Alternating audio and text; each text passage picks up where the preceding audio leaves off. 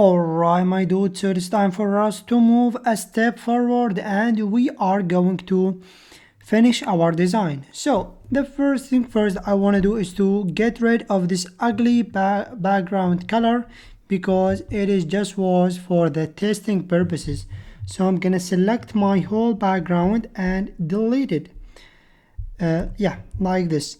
And the second thing that I would like to do, it is to change the color title here to be green, right? So what I will do, I will go ahead and select my title. So it was course hyphen title. This is the class name, right? If you remember that.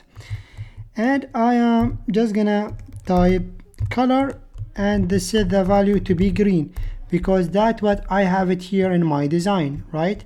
So was green, very cool.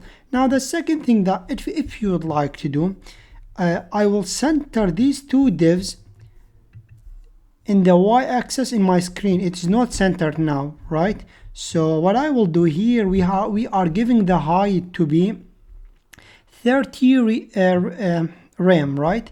I will change it to 100 VH. VH, it is the viewport height, so it is the entire height from here all the way to here. So it is the viewport height. It is the entire screen of the browser. So we can use it 100 to center it, okay, because we are using align items to be center, so that will be center in the 100%, okay. So that's why we are getting here on the center. Okay, if we make it 50, then we are gonna push it. It will be center in the 50 high viewport height.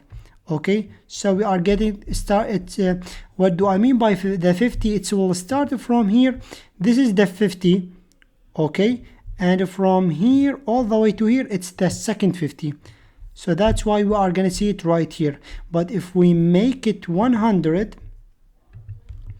then we are gonna get it on the center because 100 is started from here up to this point all the way here. Okay, so it is like 100%. So essentially this is how you can center a div horizontally and vertically in HTML and in CSS.